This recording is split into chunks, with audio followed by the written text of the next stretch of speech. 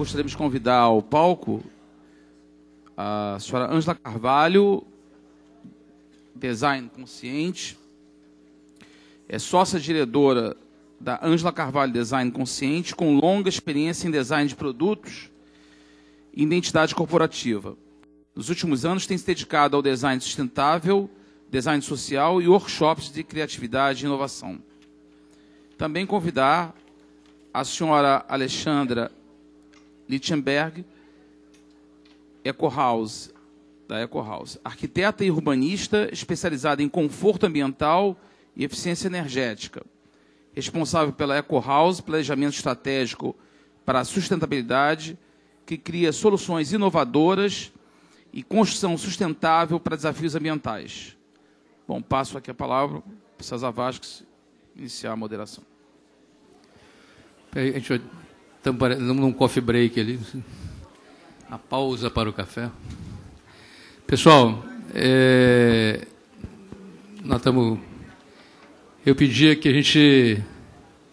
Alô, pessoal que está aí no café, atenção, para a gente poder dar o início aqui à nossa terceira mesa. Ângela, eu vou, mais uma vez, cometer indelicadeza. Eu vou passar a palavra para você, vou sair ali, porque a entrevista da outra vez que eu fui não aconteceu. Eu saí, fiquei esperando, agora eu vou lá, 2 minutinhos e volto. Mas eu vou passar para a Ângela Carvalho, já foi devidamente apresentada pelo César, para as suas palavras.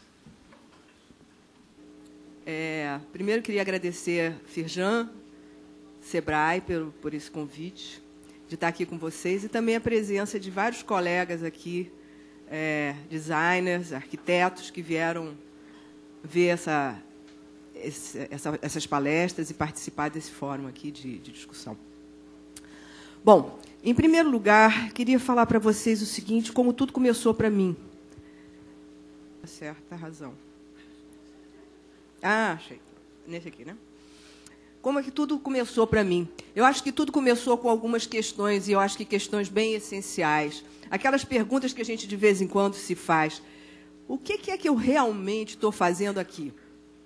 O que eu estou fazendo nesse mundo? O que é realmente importante? Qual a participação que eu tenho nessa história toda do meio ambiente, da sustentabilidade? Essas perguntas, gente, começaram a me perturbar, para ser muito sincero com vocês. Isso porque eu venho trabalhando há 30 anos, quase, já há bastante tempo, na área do design, em diversas áreas do design. Desde pequenos projetos, a projetos para grandes empresas, postos de gasolina, uma série de coisas. E eu posso dizer para vocês com muita certeza que o design está em tudo que vocês tocam. Basicamente, em tudo que a gente vive, né? E por isso mesmo, sabendo dessa importância que a gente tem na construção da nossa materialidade, eu posso dizer para vocês que existe uma responsabilidade muito grande com essa questão de criar coisas, de criar objetos, de criar imagens. Como vocês sabem, o design ele é a força hoje que está movendo o mundo. Porque ele que cria esse grande diferencial que a gente vê, competitivo entre as empresas. Mas, paralelamente a essa função tão bacana e criativa, a gente tem uma questão que eu acho que é bastante importante. Nós somos responsáveis hoje por 80% de todas as escolhas que se fazem em relação a produtos. Por que isso? Porque nós escolhemos materiais, nós escolhemos tecnologias.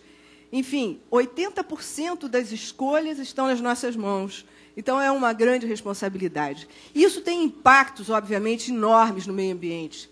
E a gente pode ver que, hoje, a sociedade, no sistema de consumo que a gente vive, ela é a sociedade que produz o lixo, que produz tudo isso que a gente está conversando nesse grande evento chamado Rio+20.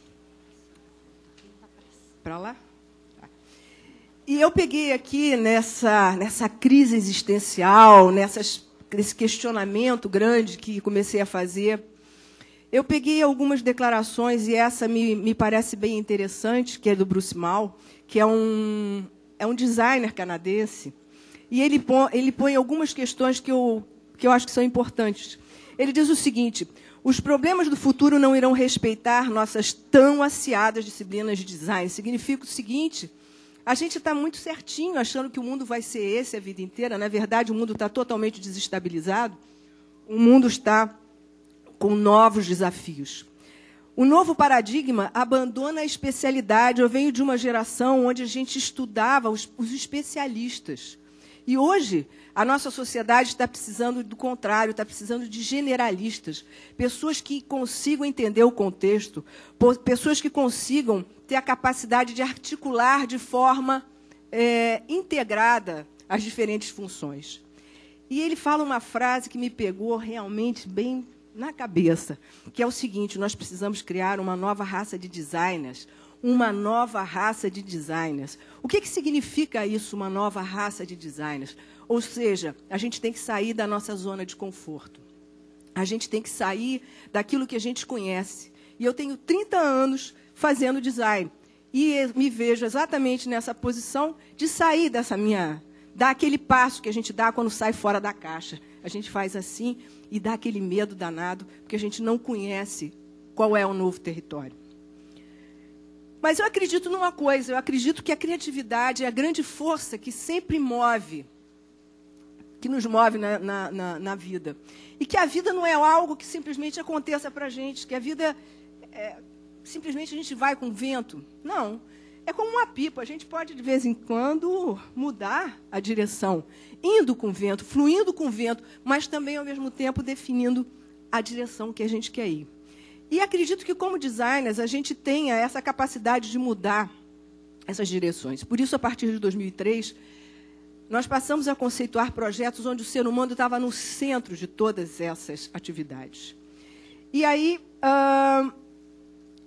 eu vou mostrar para vocês 3 áreas de projeto e dentro de metas que a gente estabeleceu como as direções para andar para o futuro. São apenas direções, mas uma delas é o conceito de conscientização. O outro é a inovação, óbvio, porque design tem a ver tudo com inovação.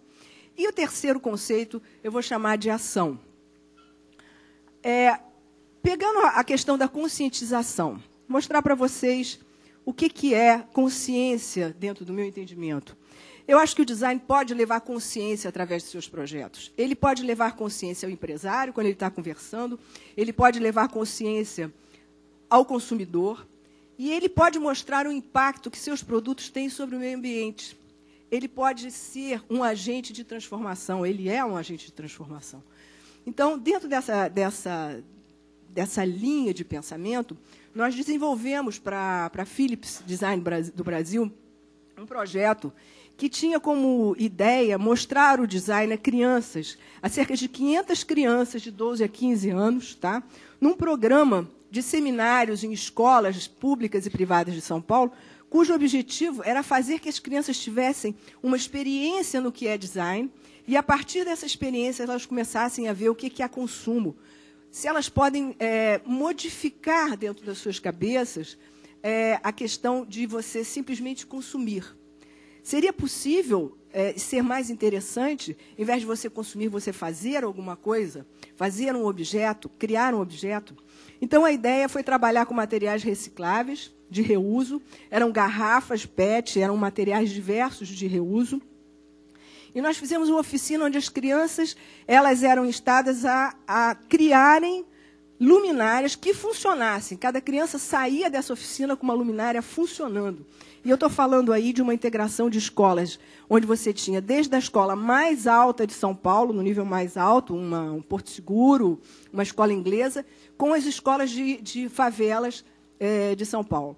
Então, essas crianças, brincando juntas, elas começaram a criar uma diversidade de linguagens incrível, mostrando não só a individualidade, mas mostrando que é possível, através da criatividade, você desenvolver o que a gente chama em marketing de um consumidor do futuro, um consumidor mais atento às suas possibilidades e às suas escolhas. O segundo projeto que eu queria mostrar para vocês, ele tem a ver com a questão da inovação. Inovação, obviamente, quando trabalho para indústrias, todo o meu trabalho vem ligado a trazer inovações tecnológicas, a fazer a economia dos materiais, todo esse tipo de abordagem. Mas eu quero tratar aqui de uma coisa chamada inovação, mas numa outra área. Uma inovação socioambiental, ou seja, um projeto que possa unir pessoas e possa realmente ter impactos, não só sociais, como ambientais também. Nesse caso, é um projeto piloto que a gente realizou, onde mulheres e empresas elas têm como uma busca de novas soluções sustentáveis. E a ideia desse projeto é utilizar materiais que venham dos salões de beleza. As mulheres, quando vão ao salão de beleza, elas produzem, quer dizer, o cabeleireiro produz um lixo enorme, um lixo fantástico, como fala o Muniz, né? O Vic Muniz, um lixo extraordinário, de extraordinária beleza, porque são materiais muito ricos, tá? Mas que vão todos parar, obviamente, na Bahia, e nos rios, e nas valas. Então, aproveitar esse material e criar processos produtivos fáceis que possibilitem que sejam criados produtos. E nós criamos, então, uma série de acessórios de moda e acessórios e objetos de casa, feitos todos a partir desses frascos de shampoo e cosméticos que são jogados fora nos cabeleireiros. Vou mostrar algumas das fotos dessa coleção. Esse é um dos colares, o lettering. Ai, meu Deus. Esse é o colar pluma. E vocês podem perceber aí como é que o design consegue agregar valor aos produtos. Esse eu gosto muito, que é o blá, blá, blá, porque é o verso do frasco de shampoo, que, na verdade, ninguém lê, na verdade, é um grande blá, blá, blá, né? E que, quando você corta, fica mais blá, blá, blá ainda, né? E o código de barra, um pouco uma brincadeira, misturando sementes brasileiras com esse material plástico, né? Uma certa crítica, mostrando que todos nós, no fundo, estamos dentro desse sistema de consumo. Uma lâmpada feita a partir de um frasco só de shampoo. Essa ideia tem por trás um ciclo sustentável. A ideia é que você recolha, ensine ao funcionário do salão a recolher o lixo seletivamente. A comunidade que vai trabalhar de mulheres, ela faz essa coleta. O design entra como agregador de valor, nesse caso. Ele entra para criar as coleções e depois o produto volta outra vez para o salão para ser vendido pelo próprio cabeleireiro, aquela dondoca que foi fazer o seu cabelo lá. Então, esse é um ciclo que a gente imagina que possa ser sustentável e que possa criar sempre novas possibilidades de negócios e empreendedorismos. Nós estamos, no momento, procurando novos parceiros para esse projeto se transformar num programa que a gente acredita que possa ser um programa de grande amplitude, gerador de associações, cooperativas e pequenos negócios também. Outro, e finalmente o último, que eu queria mostrar para vocês, dentro dessas 3 áreas, muita gente vai dizer, mas isso é design? Eu acho que tem uma coisa muito importante, como falava o Bussimal, que a gente já não pode mais classificar design como design gráfico, design de produto, design de moda. O design é um agente hoje, um agente de transformação. E eu digo que essa área, ação, eu chamaria até de mobilização. Ai, desculpe, vou voltar uma. Eu chamaria de mobilização. Ou seja, essa é a realidade que a gente encontra num bairro pobre hoje, nas periferias do Rio de Janeiro. Isso é São Gonçalo, uma rua de São Gonçalo, onde fica uma ONG.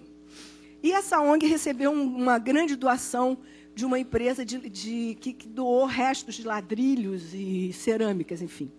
Eu, quando recebi a solicitação dessa ONG, me veio na música aquela musiquinha de criança, Se Essa Rua Fosse Minha, que eu cantava quando era criança. Se essa rua fosse minha, eu mandava ladrilhar com pedrinhas de brilhantes para o meu amor passar, né? E pensei, como é que essa música mostra uma coisa interessante, que é a capacidade do ser humano de atuar sobre o seu ambiente. E o que a gente vê hoje é que nós vivemos gerações inteiras esperando que os governos façam alguma coisa. Então, você vai numa favela, você vê lá a língua negra, e ninguém, na verdade, não pertence a ninguém. né? Isso é uma coisa que me incomoda, me incomodou muito e continua me incomodando. Como é que o cidadão pode pegar e transformar isso? E também outra coisa que eu sempre achei é que você, mudando o ambiente, você tem uma atuação grande sobre a pessoa, você muda o ser humano também. Então, a ideia desse projeto é exatamente, e foi o prêmio da Funarte que a gente ganhou, é fazer com que os jovens dessa ONG, pudessem transformar essa rua. Tá?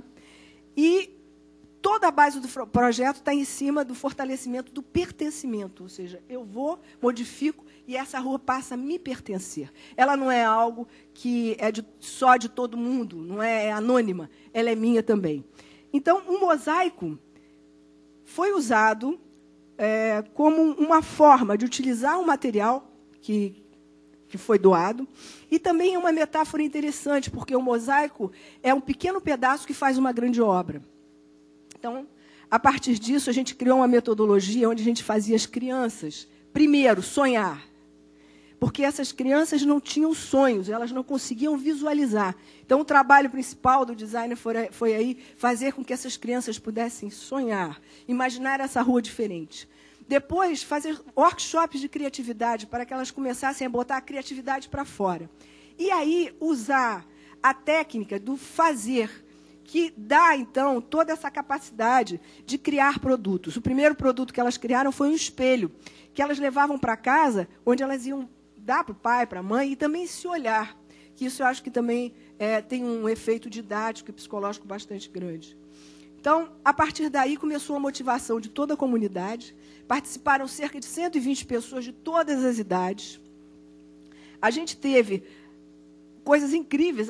As pessoas começaram a ver a movimentação na rua, começaram a aparelhar os muros, a mudar, capinar a rua. A prefeitura passou máquina, sem a gente pedir, sabe? Houve uma mobilização incrível através dessa transformação.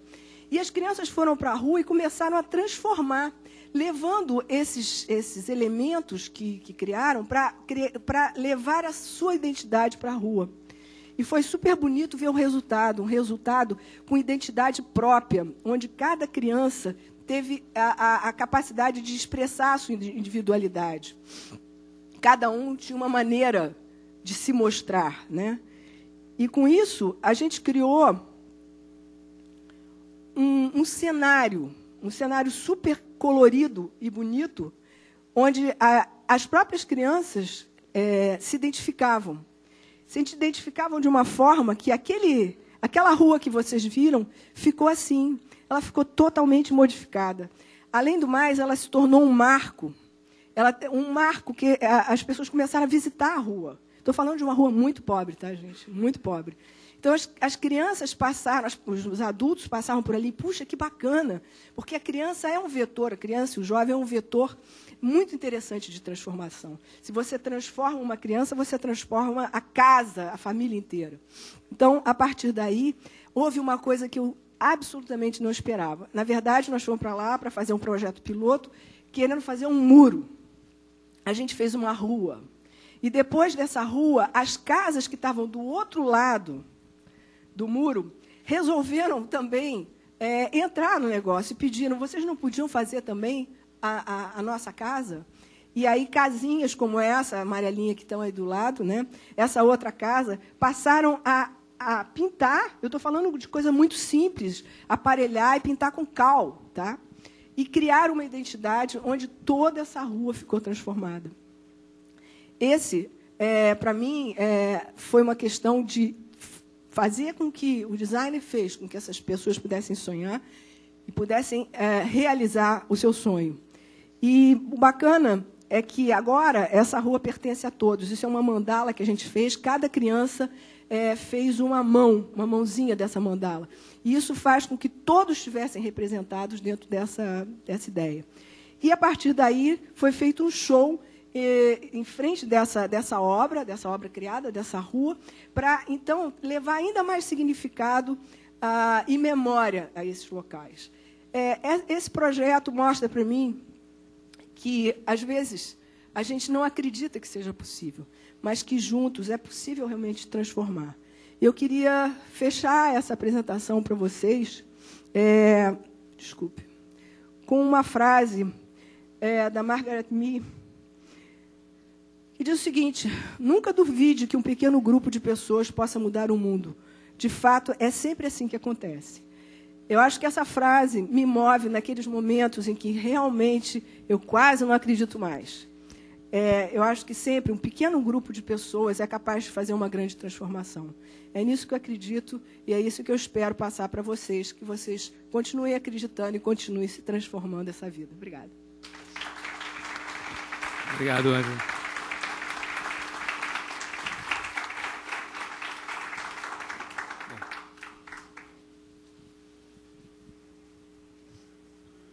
Alexandra, por favor.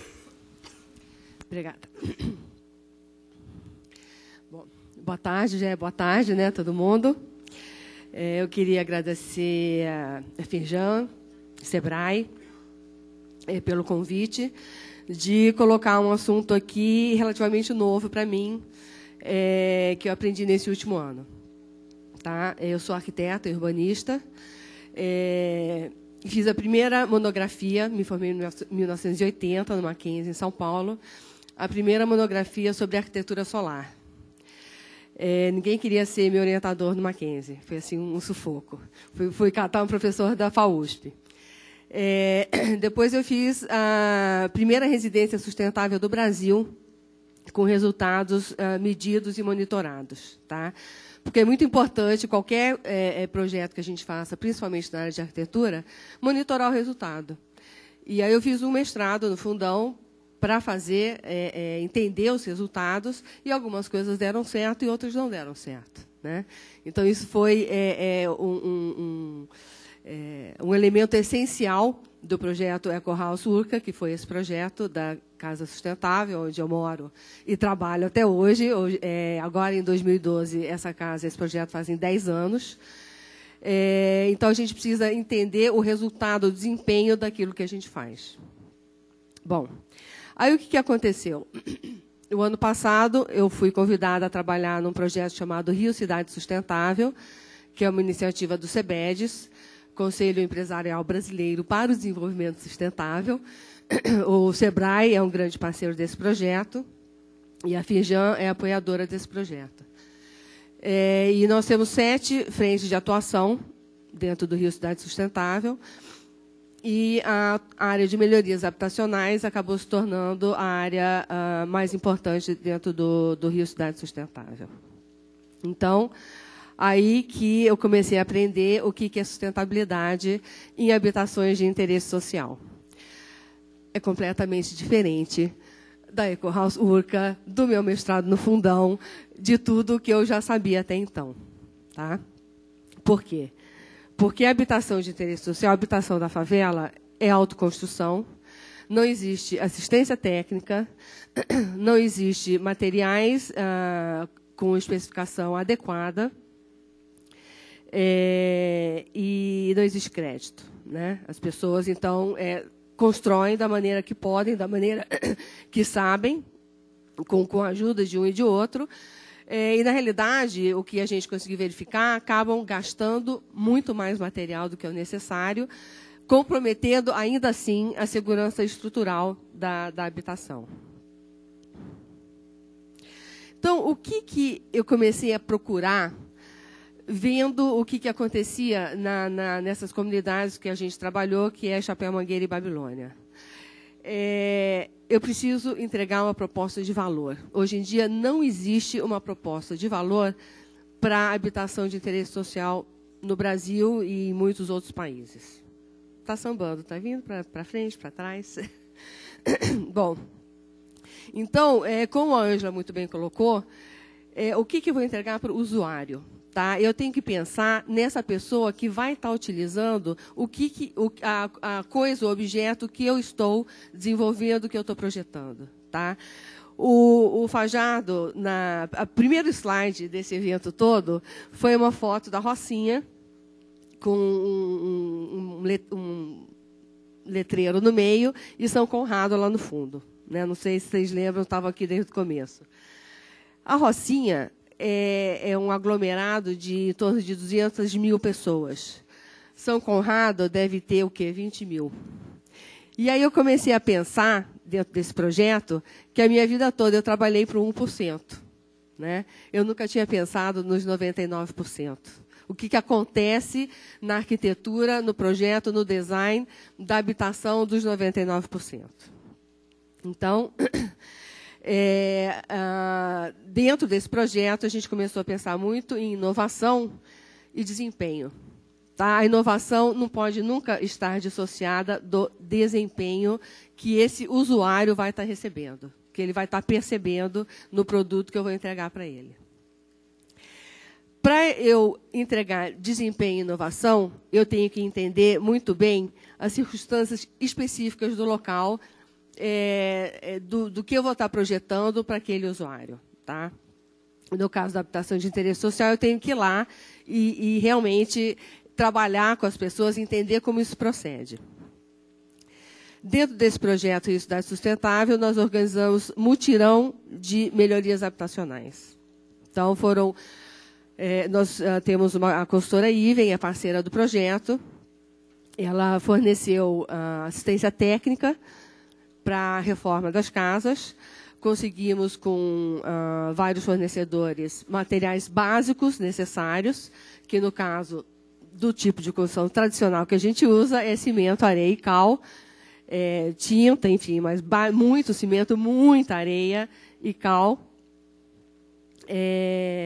E organizamos esses mutirões de melhorias habitacionais. Qual é o grande problema das favelas cariocas? É uma pergunta e é uma constatação. Mau uso do solo e acesso. Mas por quê? Porque não existe acesso. Então, o carro, o caminhão, ele chega até uma certa área e, dali por diante, é escada e viela. Né? Então, as pessoas têm que carregar de tudo, desde as pessoas que têm a birosca lá no meio da favela, têm que carregar engradado de cerveja, de tudo nas costas. Né? Isso é histórico. Pessoal, exatamente. Eu tenho tempo para cumprir, pelo amor de Deus. Isso é histórico e a gente nunca parou para pensar nisso. E eu nunca parei para pensar nisso. Toda obra que eu jamais fiz na minha vida, o caminhão parou na porta da obra com 100 sacos de cimento, descarregou e o cimento foi usado. Por que eu ia pensar que um saco de cimento? Eu nunca parei para pensar nisso. Aí eu parei para pensar, quando eu comecei a perceber como é que era carregado esse cimento para as obras na Babilônia de Chapéu Mangueira. É no lombo, gente. É tudo nas costas. Então, o que acontece? A gente conseguiu colocar aqui, né, nesse projeto, o saco de cimento a R$16, o saco de 50 quilos. Que normalmente lá custa 24. Nós já é um adianto. Aí a gente começou a perceber que, para o cara carregar um saco de cimento para a obra, cada saco é cobrado R$10. Tá? Então, olha o sobrepreço do produto para conseguir chegar na obra. Tá? O saco de cal, que é de 20 quilos, é cobrado R$5. Tá? Bom, ele carrega. Esse aqui é o José Tavares, ele ficou famoso no projeto. Ele consegue carregar para a obra dele. Eu não consigo. Tá? Então, os homens ainda conseguem fazer esse trabalho para a sua própria casa. Agora, existem muitas famílias onde é a mulher e os filhos. Né? Então, essa mulher tem que ter uma renda ainda adicional para conseguir pagar alguém para carregar isso tudo para a casa dela. Aí você consegue carregar tudo para a obra, ainda tem um trabalho pesado de misturar massa, misturar as coisas para poder embolsar a parede e levantar a parede. Tá? Além do que... dentro desse sistema construtivo que a gente usa, que a gente herdou dos portugueses. Eu parei para pensar, falei, gente, por que na Alemanha não constrói assim? Nos Estados Unidos não constrói assim? Nós herdamos isso dos portugueses, eles constroem assim. E por que a gente continua construindo assim? Eu não sei. Por quê? Porque é. Né? E aí a gente gera uma quantidade gigantesca de entulho que nas favelas fica no mesmo lugar. A pessoa já sofreu um tantão para carregar o material de construção até lá, nas costas, ele não carrega o entulho de volta para ser levado embora.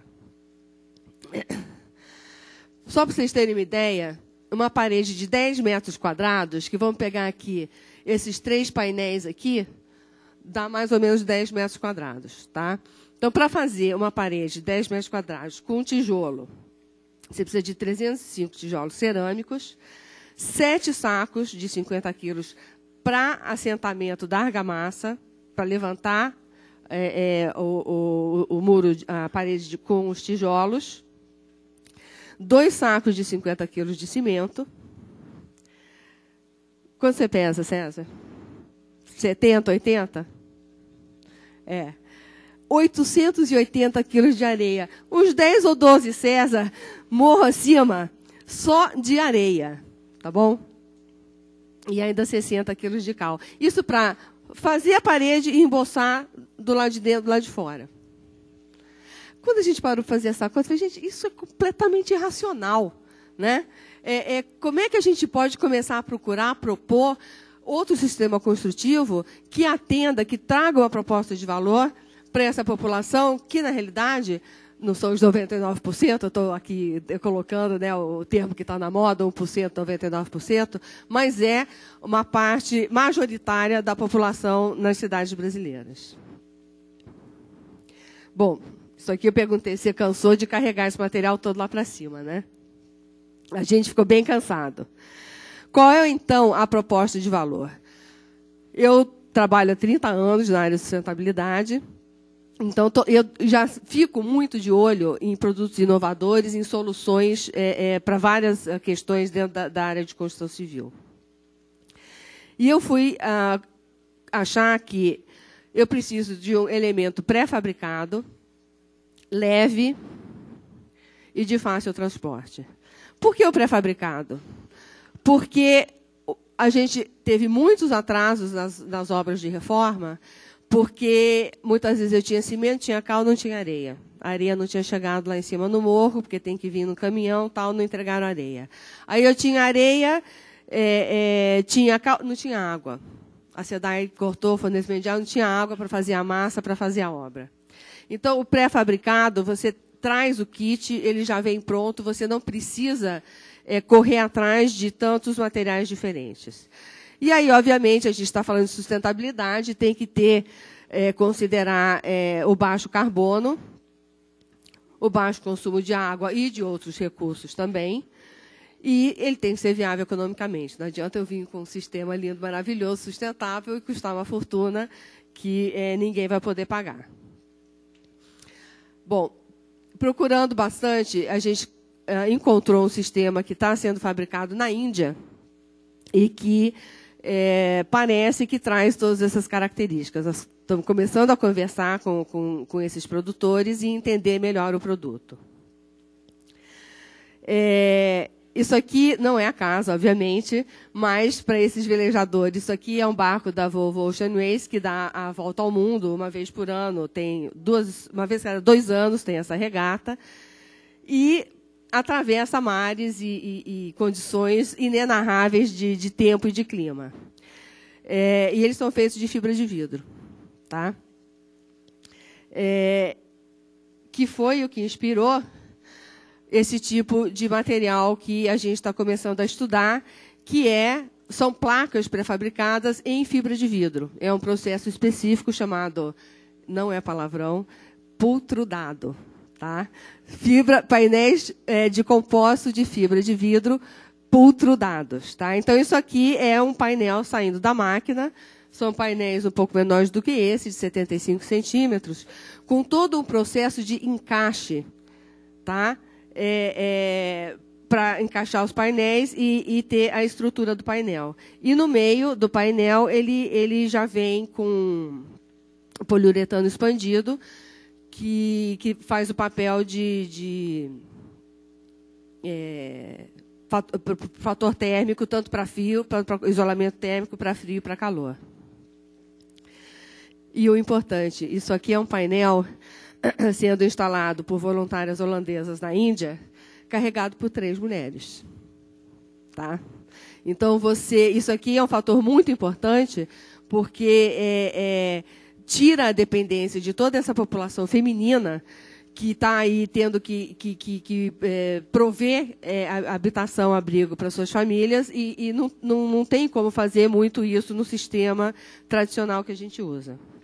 Então, aqui, meu tempo está acabando, vou mostrar rapidinho. Isso é a construção de uma unidade, de uma escola. Chega a estrutura que já vem calculada. Então, também a parte da assistência técnica está resolvida aí. Eu quero uma casa assim, assado, de 100 metros, de 60 metros, de 40 metros, com um andar, com 2 andares, e a estrutura já está pré-calculada aí. Monto as paredes, o teto, a varanda, o corredor, portas, janelas. E aí eu tenho essa unidade montada em 4 dias. Tá?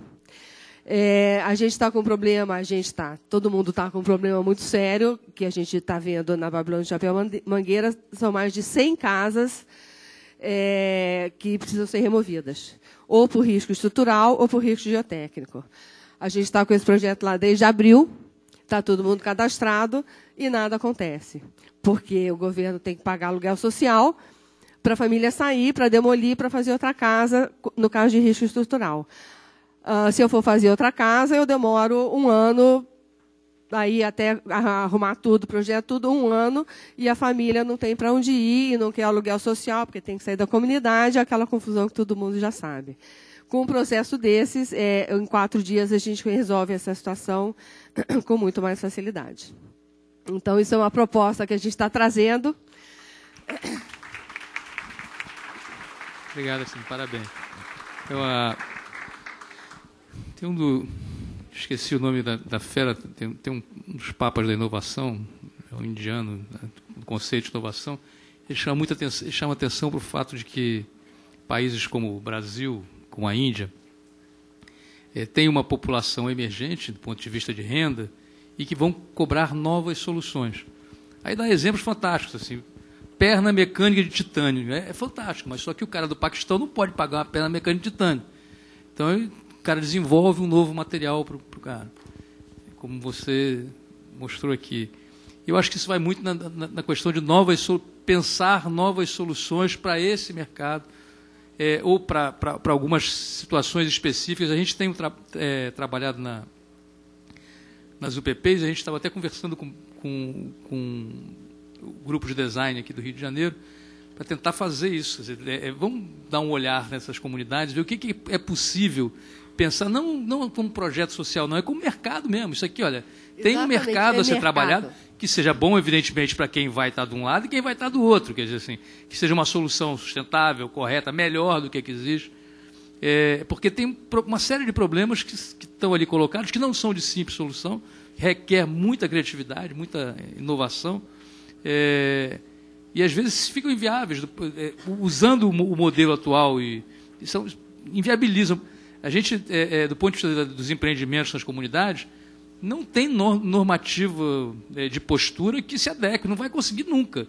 Então, assim, ou vai buscar novas soluções, vai ter que mexer na norma, tudo bem, mas tem algumas normas de vigilância sanitária e tal, que a gente não pode dizer que elas são incorretas. Eu posso até flexibilizar durante um tempo, mas eu não posso desejar que você não tenha normas de vigilância. Então, assim, mas tem situações de espaço que como é que você dá uma solução para se adequar a uma norma que é correta dentro daquele espaço? Às vezes é inviável. Então, pensar essas questões é muito interessante. E aí eu acho que esse é um tema que tem batido para a gente assim, em vários projetos que a gente tem trabalhado.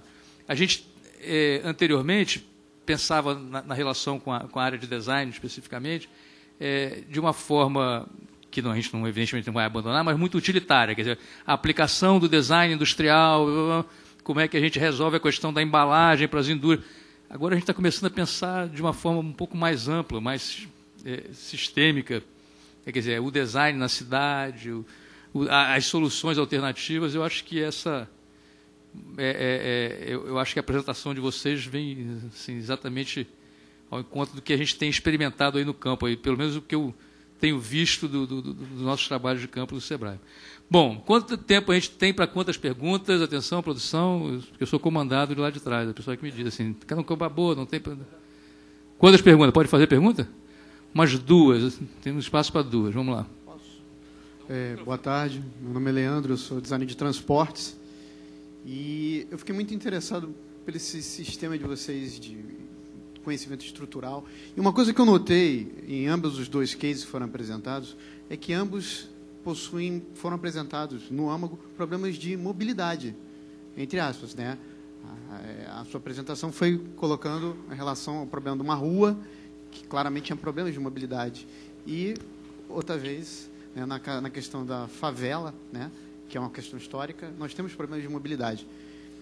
E a minha questão é essa, eu queria entender como é que vocês veem essa questão. Porque a mobilidade hoje em dia, né, o Fajardo colocou uma questão interessante, que a redução de IPI é muito bom, que as pessoas compraram um carro, mas o carro em si está errado.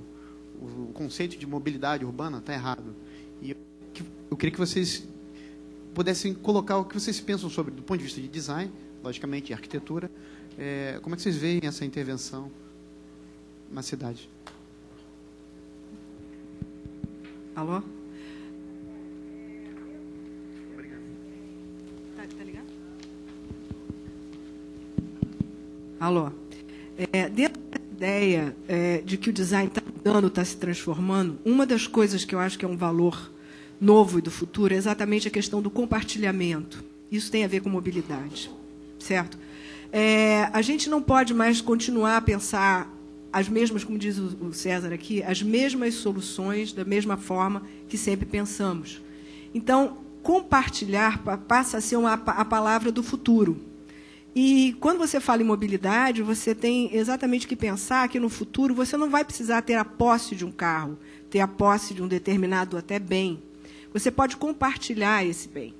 E o designer entra aí como um agente exatamente para desenhar essas novas soluções de futuro.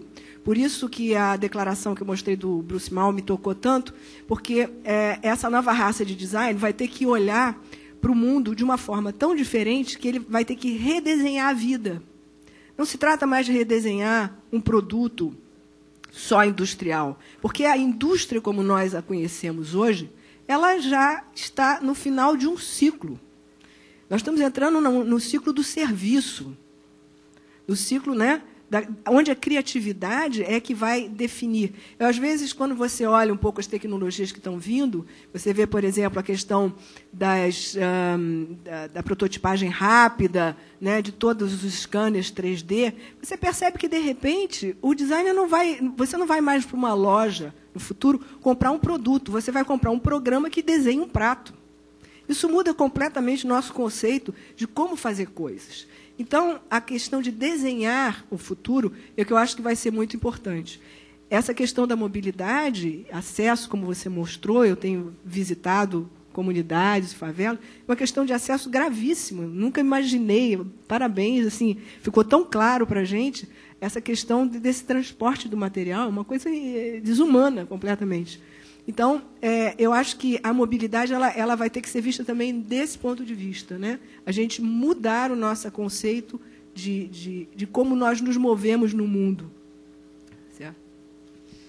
Eu queria complementar, então, logo no início do projeto, que a gente começou a perceber essa dificuldade de colocar esses materiais nas casas das pessoas, eu saí desesperada atrás de algum designer que pudesse projetar um sistema de transporte por roldanas. Eu velejo, por isso que eu coloquei o barco ali, e eu consigo segurar uma vela grande com uma pressão enorme de vento, com um sistema de catraca de roldanas. Então, eu falei, bom, a gente coloca um poste aqui, um poste lá em cima, e faz um sistema de redução por roldanas, para levar esses 3 sacos de cimento daqui até lá em cima. Bom, seria uma ideia ótima, não consegui um designer que fizesse isso para a gente no tempo ínfimo que a gente tinha.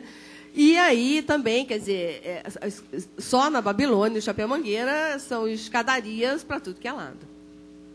Aí você tocou nessa área de transporte, E eu fiz o mestrado na Suécia, na área de sustentabilidade, e acabei fazendo a minha tese sobre mobilidade, como reduzir o uso do carro, né? O carro, gente, é uma das invenções mais maravilhosas que o homem já fez. Quem não quer ter um carro? Todo mundo quer ter carro. É muito confortável, né? Tirando o trânsito. É muito confortável. Você entra no seu carro, você vai para onde você quer. Eu vou para a aula, depois eu vou para a ginástica, eu guardo minhas coisas dentro do carro, eu troco, pego o filho, deixo o filho. É muito confortável.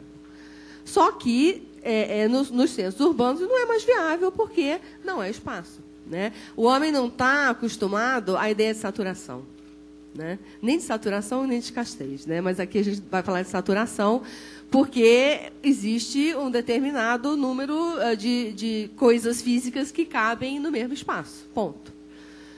E aí a conclusão que a gente chegou nessa tese lá na Suécia foi que é necessário um outro produto de mobilidade que possa concorrer com o uso do carro.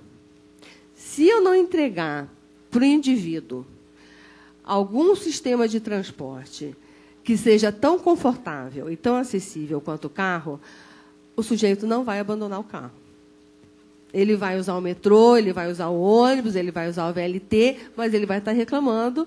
E são sistemas caros que não estão conseguindo, no Brasil, acompanhar a demanda. Então, você entrega a linha 4 do metrô lá em São Paulo, ela já está saturada.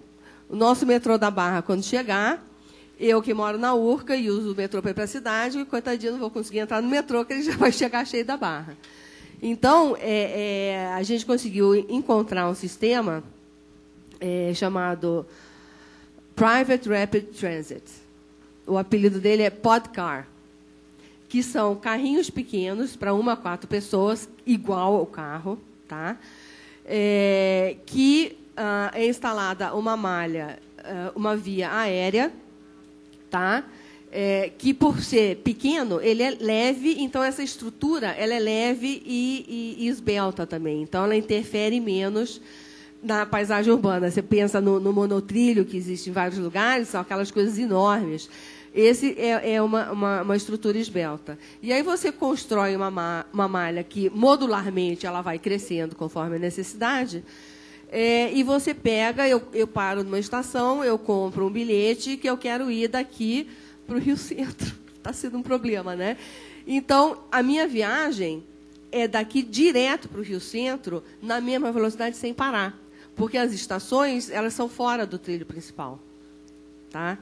Então, é uma ideia. No começo, quando eu comecei a estudar, eu falei, coisa esquisita, Jetsons, né? Não sei. Quanto mais a gente estudou, mais a gente se apaixonou. Eu já fui a 3 congressos, já apresentei trabalho. Todo ano tem um congresso nos Estados Unidos ou na Europa. E é uma coisa que é fantástica. Porque, obviamente, não substitui o metrô. Não substitui um BRT. O BRT também é fantástico. Tá? Mas o que vai trazer a solução final é a composição ideal de todos esses modais em conjunto. Tá? O que adianta eu ter o metrô? Eu uso muito o metrô de Botafogo. O ônibus integração que faz esse caminho, aquele ônibus pequenininho que o motorista é cobrador, para fazer Urca, Botafogo, ele demora 45 minutos de manhã. Tá? Então, não é interessante. A gente precisa de soluções e não ideias existentes, adaptadas para resolver os problemas. Tem mais alguma pergunta? Se alguém já... Eu vou te devolver uma pergunta também, quer dizer, que é o seguinte: qual é o papel dos empreendimentos locais, da descentralização do emprego para melhorar a mobilidade urbana? Não precisa responder, não. Estou botando isso aí como uma brincadeira, estou falando aqui. Quer dizer, essa é uma discussão, quer dizer, que aí é mais com redesenho econômico e urbanístico das cidades. E aí tem a ver com o meu negócio, que é micro e pequena empresa, né? Quer dizer, que eu estou falando disso. Outro dia eu recebi, eu ouvi um dado que eu não sabia. O governo do Estado do Rio de Janeiro está fazendo um grande trabalho sobre região metropolitana. Ele está fazendo um estudo com o Banco Mundial, vai virar um modelo que está sendo coordenado pelo subsecretário da região metropolitana, que é o Vicente Loureiro. É um trabalho muito bacana. E eu estava conversando com o Vicente, que já trabalhou em Nova Iguaçu, e ele falou assim, há 10 anos atrás, 11% das pessoas que moravam em Nova Iguaçu, apenas 11%, trabalhavam em Nova Iguaçu. Esse número cresceu agora para 22%. Houve um desenvolvimento, houve mais serviço local, aí estamos falando de tudo, bar, restaurante, cabeleireiro, etc. Mais gente local trabalhando. Significa o quê? Menos fluxo de pessoas caminhando para o centro. Em geral, a tendência era centro do Rio de Janeiro, né? Mais alguma pergunta ou eu posso... Bom, primeiro eu queria agradecer às nossas palestrantes. Eu acho que nós tivemos uma baita sorte, só tivemos um craque aqui e casos concretos, quer dizer assim, nos apresentando a gente a pensar, é muito mais interessante e instigante do que a gente discutir conceito, né? Que nós estamos vivenciando como é que esses conceitos são aplicados. E a gente viu hoje aqui, assim, volto a dizer o que eu disse antes, assim, como é que a gente tem riqueza e criatividade aqui em torno de nós, no Rio de Janeiro, quanta gente boa trabalhando, pensando em soluções inovadoras e sustentáveis. Isso aqui é mais interessante. Agradecer a Cristiane e a Eliana, que foram as batalhadoras e organizadoras em tempo recorde desse espaço e desse encontro que nós tivemos aqui. E queria fazer um convite aqui, se me permite, o pessoal da Humanidade, porque o SEBRAE tem uma instalação no Aterro do Flamengo, que tem uma área de atendimento, que aí quem for empresa ainda tem algumas inscrições abertas para clínicas tecnológicas e tal, mas tem uma feira para empreendimentos sustentáveis, com demonstração de empreendimentos sustentáveis, e uma feira de soluções tecnológicas aplicadas a negócios em geral, de sustentabilidade. Então, são duas mostras muito interessantes que está sendo inaugurada hoje e acho que vale a pena dar uma olhada lá. Tá? Muito obrigado, boa tarde. Um abraço.